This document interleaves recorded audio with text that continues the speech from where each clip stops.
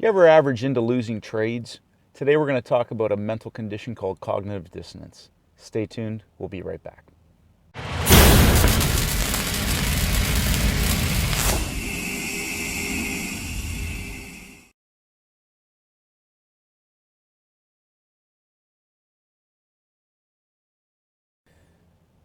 G'day traders, today we're going to be talking about cognitive dissonance.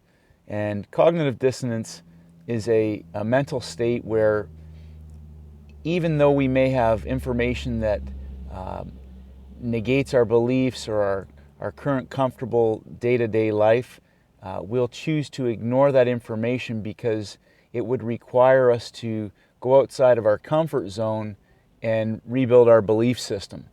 So one of the things that it's important about cognitive dissonance is that it's wired into our DNA. It's a protective mechanism, and it's designed to keep us comfortable. And going outside of that comfort zone would require us to obviously tear down some of our current values, perhaps, or things that have been ingrained to us over time. And as traders, one of the clearest forms of us having cognitive dissonance is averaging into losing trades. And, you know, traders will be in a situation where the trade is negative equity or negative P&L, and they'll actually justify to themselves why it's a good decision to average more lots into a losing trade.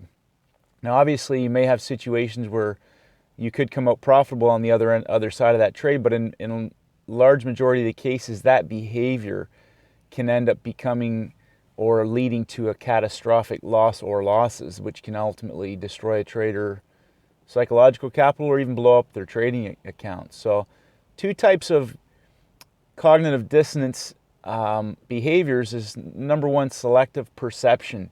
And that's where we'll filter out information that doesn't support our current bias or position in the market. So we might look at other time frames until we find something that validates our direction of trade, or we might look to optimize the chart with some indicators until we find some sort of bias that supports the trade we're in, even though it's going against us. The second part of that is selective decision making, and that's where we will only read information or look at things because of what other people are doing as well, and we'll justify it with the mentality that everyone else is doing it, so I might as well. And again, that's something that can lead a trader down the wrong path of following the herd, and obviously, same thing, end up in some sort of catastrophic loss or small consecutive damages. So, an example of that selective decision making is, in professional cycling, a lot of the mentality when you get to the higher levels used to be that if you weren't doping, that you couldn't compete. And so cyclists were often faced with that pressure that everyone else is doing it, and if you want to stay at this level, you'll need to do it too.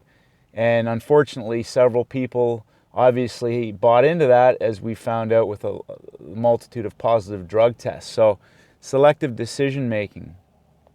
How can a trader deal with that? Well, number one, it comes back to your trading plan, and the trading plan can be broken down into really three areas. And the first part is the most important part. It's the foundation, and that's where you're looking at, your temperament, your time frame, your methodology, your account capital, and your emotional orientation.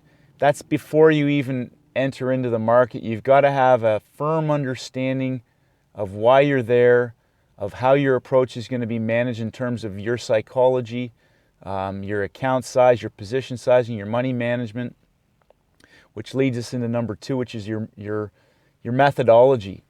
So you've got to be able to have a system that you can execute and trade that's going to be simple, reproducible, robust. A lot of people go to mechanical or algorithmic systems because it removes the variable of themselves out of the equation as much as they can, so that they don't self-sabotage themselves once they run those scans. They try to be at arm's length from from the actual process, and they understand that the methodology needs to be executed day in and day out, winners or losers, because their edge will present over time because of their money management, their mechanical edge, whatever it may be. And then the third part is your ability to manage that trade, removing all the variables out of the equation that will interfere with you being able to do the first two steps. But also the second part of that is removing any variables out of your own personal direction that will inhibit you from executing your plan. So cognitive dissonance, if you haven't done so, go to my homepage, get my 7-step daily routine for high performance traders. This is all about building your mindset, emotionally orientating you, building confidence and discipline, accelerating your learning, journaling.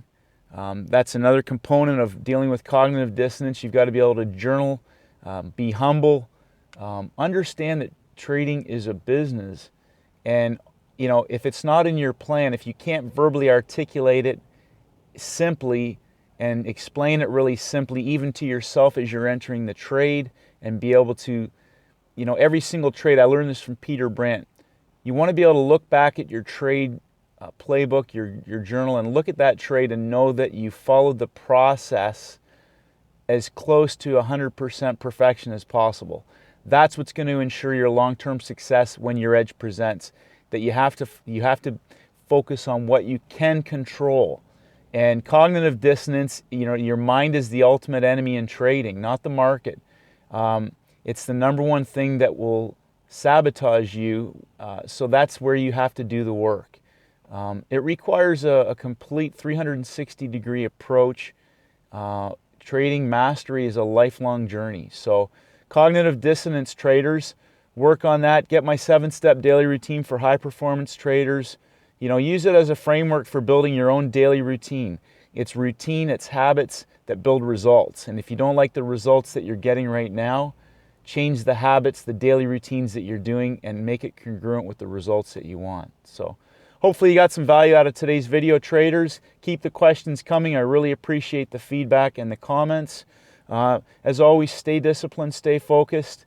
Keep getting better, traders, and may the markets go with you. Have a great week. Hi traders, it's Stacey Burke from Stacey Burke Trading. If you haven't done so, please head over to my website at staceyburketrading.com. I create updates on almost a daily basis, and I would love for you to receive them. Just click on the blog. If you want to enter your name and your email address, I'll send you my free audio program, the 7-Step Daily Routine for High Performance Traders. This is essential knowledge for all traders in all markets, and this is for helping traders to master the market with discipline, confidence, and a winning mindset. I appreciate all your feedback and comments. As always, traders, stay disciplined, and may the markets go with you.